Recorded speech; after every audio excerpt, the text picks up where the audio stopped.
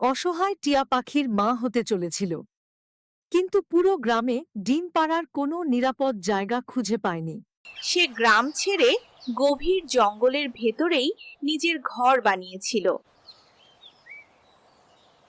শীঘ্রই সে ডিম পারল, আর তা থেকে বেরিয়ে এলো ছোট্ট টিয়া পাখি।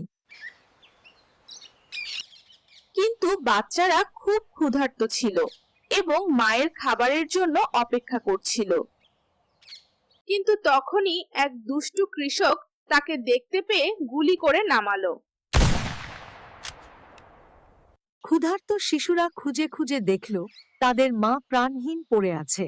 ছোট্ট তোতা পাখিরা গভীর দুঃখে কাঁদছিল। বন্ধুরা, লাইক আর সাবস্ক্রাইব করুন টিয়া পাখি আর তার বাচ্চাদের জন্য।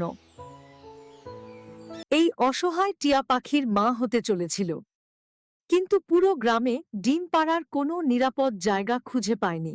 সে গ্রাম ছেড়ে গভীর জঙ্গলের ভেতরেই নিজের ঘর বানিয়েছিল। শীঘ্রই সে ডিম পারল, আর তা থেকে বেরিয়ে এলো ছোট্ট টিয়া পাখি।